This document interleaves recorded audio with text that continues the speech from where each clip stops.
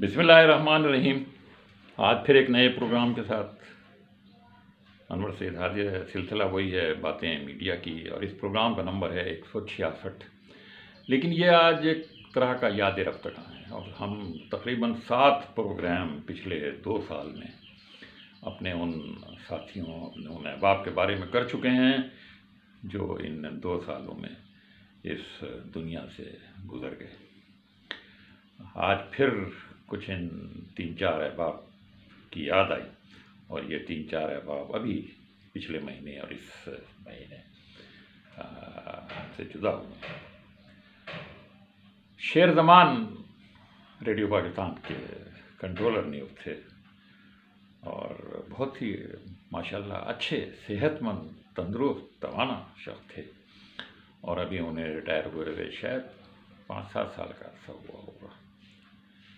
کراچی تشریف لائے تھے، اور کراچی چونکہ ان کے مادر علمی ہی رہا ہے، کراچی یونیورسٹی میں وہ جرنلزم ڈپارٹمنٹ میں پڑھتے رہے ہیں، اور جب یہاں آئے تو پھر اپنے استاد محترم پروفیسر زکریا ساجد جو کراچی یونیورسٹی کیمپس میں ہی رہتے ہیں، ان کے گھر بھی گئے، ان کے ساتھ ایک تصویر بھی کھنچوائی، اور ان سے پرانی باتیں بھی کیں۔ اور زکریا ساجد صاحب جیسے کہ اپنے سارے شاگردوں کے ساتھ بہت شفقت سے پہلے پیش آتے تھے، بالکل اب بھی وہ اسی طرح اپنے پرانے، گرچہ کہ وہ دیکھ نہیں سکتے ہیں، بینائی ان کی چلی گئی ہے، لیکن آواز سے پہچان لیتے ہیں، اور بہت زیادہ شفقت اور محبت کا اظہار کرتے ہیں۔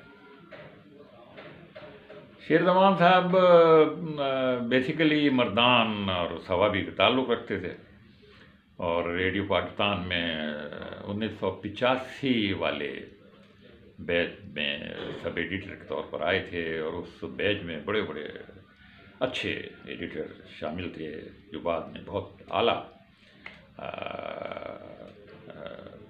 عہدوں تک بھی پہنچے۔ مثلاً جاوید خان جدون تھے جو ڈائریکٹر آف نیوز بھی بنے، اور ان کے علاوہ عبدالمجید قریشی تھے، پروین خورشید تھیں، اور نور محمد شیخ تھے، اور اس طرح کے بہت سارے لوگ تھے جو اس بیچ میں شامل تھے۔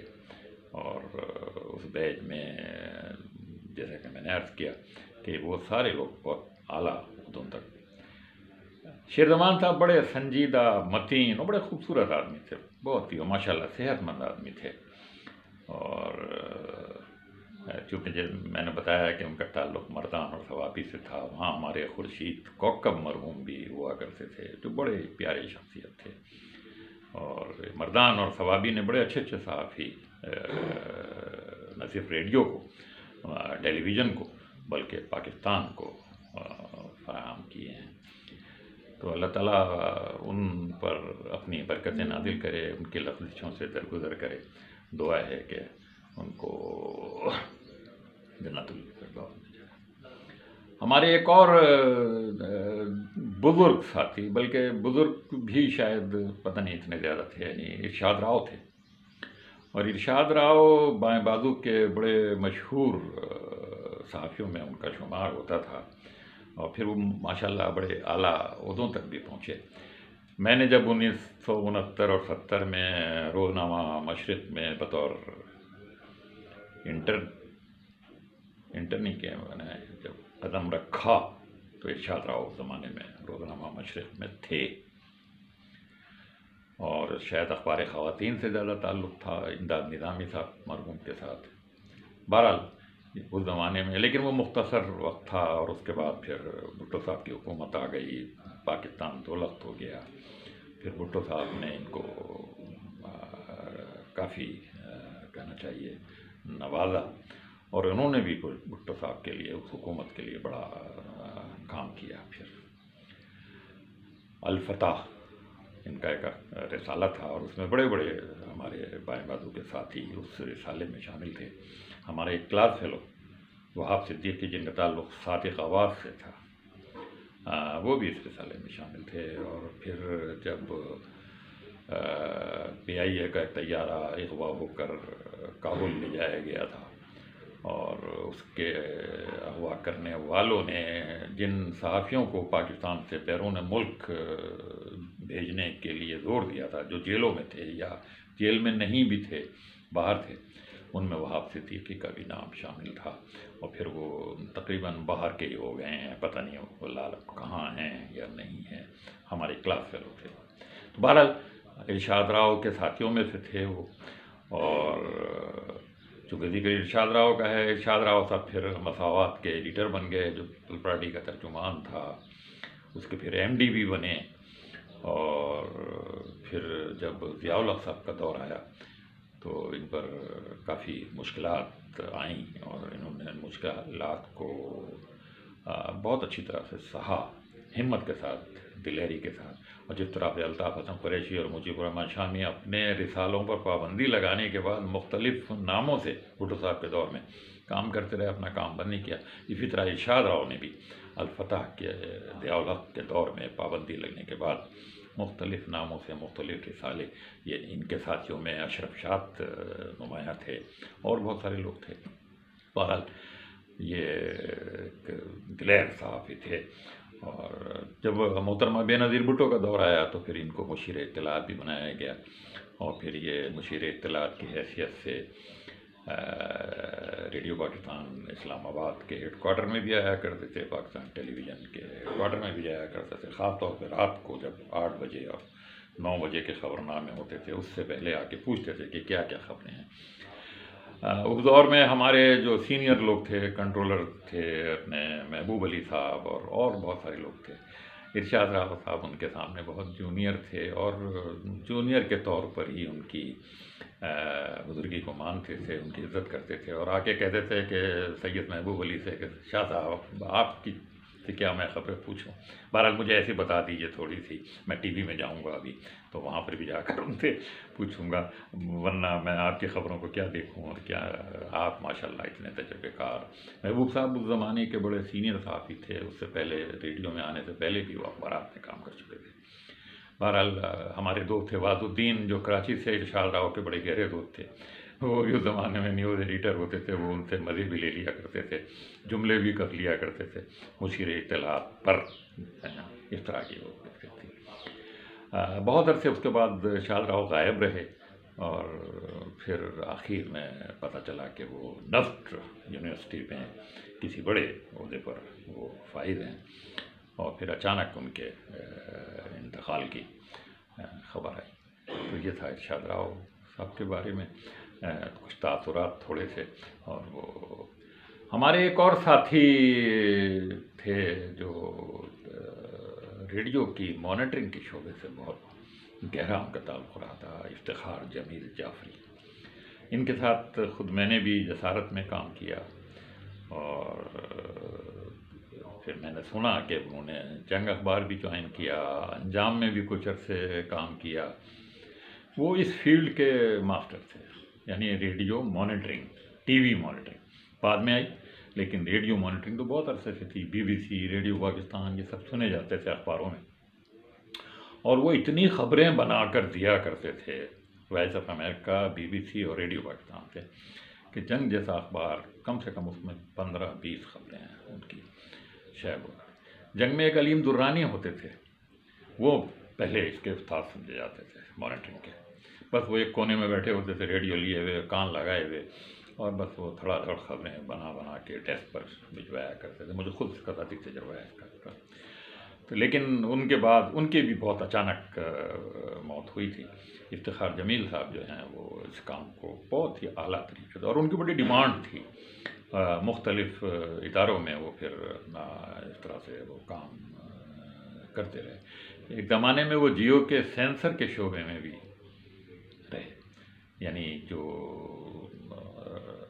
ڈرامے اور جو مذہبی پروگرام اور جو دیگر چیزیں ان میں کوئی قابل اعتراض چیز نہ جائے۔ ہر چینل پر ایک سینسر کی ٹیم ہوتی ہے جو سمجھدار لوگوں پہ مشتمل ہوتی ہے، جن کو یہ پتہ ہوتا ہے کہ اگر یہ چیز نشر ہو گئی تو اس کے نتائج، امپلیکیشن کچھ زیادہ اچھے نہیں ہوں گے۔ تو مالکان کا مفاد بھی اسی میں ہے کہ ایسی کوئی ٹیم ہونی چاہیے جو ان چیزوں پر ایک نظر ڈالے۔ تو افتخار جمیل جنگ کے جیو والا جو ان کا حصہ تھا اس میں یہ افتخار جمیل بڑی پیاری شخصیت کے مالک تھے اور اپنے کام سے کام رکھتے تھے. بعض الفاظ انہوں نے صحافت کی دنیا میں ایسے استعمال کرنا شروع کر دیے تھے جو پہلے رائج نہیں تھے. مثلاً جو پرانے لوگ ہیں وہ جانتے ہوں گے کہ اخبارات میں پہلے اے پی پی اور پی پی آئی اور دیگر ایجنسیوں کی جو کریڈ آتی تھی، جو خبریں ٹیلی پرنٹر پہ آتی تھیں، وہ استعمال کرنے کے بعد ایک لوہے کا ایک اتنا بڑا 6 انچ کا ایک اسٹینڈ سا رکھا ہوتا تھا، اس میں لگا دیا. اب اس کا نام کسی کی سمجھ میں نہیں آتا تھا. افتخار جمیل نے اس کا نام پھلترو پتہ نہیں کہاں سے سنا تھا یا خود اپنی ان کی ایجاد تھی. بہرحال اس کو پھلترو. ایک لفظ وہ پنٹر بہت بولتے تھے، جس کو انہوں نے کہا کہ یہ فلانے کا پنٹر ہے، یعنی وہ اس کا ان کا برخوردار ہے، ان کا شاگرد ہے، اس طرح کے معنی میں وہ اس طرح کے الفاظ. ان کی بڑی خاص بات یہ تھی کہ ریڈیو بڑے اچھے اچھے سیٹ ڈھونڈ کے لایا کرتے تھے. مجھے یاد ہے جب گجرات کے جو بڑے ایک وہ تھے ٹرانسپورٹ کے کہنا چاہیے کمپنی کے مالک، انہوں نے انجام خرید لیا تھا ایک زمانے میں، بھٹو صاحب کے زمانے میں کہنا چاہیے. تو اس انجام میں ایک ایسا ریڈیو سیٹ وہ خرید کے لائے جس میں ٹی وی کی آواز بھی آیا کرتی تھی، تصویر نظر نہیں آتی تھی. اس زمانے میں ٹیلی ویژن اتنا عام نہیں تھا. اخبارات کے دفاتر میں بھی ٹی وی سیٹ شاید ایڈیٹر کے کمرے میں ہوتا ہو، ورنہ نہیں ہوتا تھا. تو وہ اس میں ٹی وی کی خبریں بھی سن لیا کرتے تھے. کھڑکی سے لگے ہوئے ایک طرف انعام دورانی ایڈیٹر ہوتے تھے، انہوں نے وہ ریڈیو سیٹ ان کو مہیا کیا ان کے کہنے پر. بہت ہی باغ و بہار شخصیت تھے، بہت خاموش، بہت ٹھیک ٹھاک، ایسے بیمار بھی نہیں تھے. بس وہ گھر میں کہتے ہیں کہ پھسلے ہیں، کہیں بارش میں گرے ہیں، اور گرنے کے بعد ان کی جو پرانی چوٹیں ہوں گی وہ شاید عود کرائیں ہیں، اور حالانکہ ان کی ہڈی ٹوٹی تھی وہ ہڈی جوڑ گئی. بہرحال اس دنیا سے چلے گئے. کتنے اچھے اچھے لوگ یہاں سے اب چلے گئے ہیں. ایک اور صاحب تھے روح الامین. روح الامین صاحب کا تعلق مشرقی پاکستان سے تھا، شاید بہار سے شفٹ ہو کر مشرقی پاکستان گئے تھے، اور سن 71 کے المیے کے بعد جب وہ پاکستان آئے ہیں تو شاید جسارت میں انہوں نے کام کا آغاز کیا، یا پی پی آئی میں کیا. کافی عرصے انگریزی جرنلزم کے آدمی تھے وہ، تو پی پی آئی میں کام کیا، جسارت میں کام کیا، جہاں تک میری یادداشت ہے. اور پھر وہ وہاں سے سعودی عرب چلے گئے. عرب نیوز وہاں نیا نیا اخبار نکلا تھا. اس عرب نیوز میں جب پاکستانی ٹیم گئی ہے تو روح الامین اس کے بڑے ممبر تھے. اور اس کے بعد شاید اردو نیوز میں بھی وہ کچھ کام کرتے رہے، اور ابھی 5-10 سال پہلے وہ واپس پاکستان آ گئے تھے، اور یہاں پھر وہ صحافی سوسائٹی میں جو بلاک 4A کراچی میں گلشن اقبال میں ہے وہاں رہا کرتے تھے. لیکن کچھ لوگوں سے ملنا جلنا چھوڑ دیا تھا، کچھ تنہائی پسند ہو گئے تھے، اور ان کے بارے میں بھی اچانک ایک دن یہ پتہ چلا کہ وہ بھی ہم سے رخصت ہو گئے ہیں. اسی طرح طاہر نجمی تھے، ایکسپریس کراچی کے ایڈیٹر، بہت خاموش طبع، بہت پیچھے رہنے والے قابل آدمی تھے، اچھے نیوز ایڈیٹر تھے. کچھ زمانہ امن میں گزارا تھا، روزنامہ امن میں، جنگ میں بھی کچھ عرصے کام کیا تھا، اور بہت سنجیدہ متین شخصیت کے مالک تھے. اور اجمل دہلوی صاحب جیسے صحافیوں کے ساتھ انہوں نے، افضل صدیقی جیسے صحافیوں کے ساتھ انہوں نے کام کیا تھا. اس وقت وہ ایکسپریس کے ایڈیٹر تھے، اور ابھی ریٹائر نہیں ہوئے تھے، یا شاید ریٹائرمنٹ کے بعد بھی وہاں کام کر رہے تھے. وہ بھی اچانک اسی مہینے اللہ کو پیارے ہو گئے. اللہ تعالیٰ سے دعا ہے کہ ان 5 حضرات کی لفظوں سے صرف نظر کرے، ان کے گناہوں سے، ان کی غلطیوں سے درگزر کرے، اور ان پر اپنی رحمتوں اور برکتوں کی رحمت کرے. انور کو اجازت دیجیے. اللہ حافظ.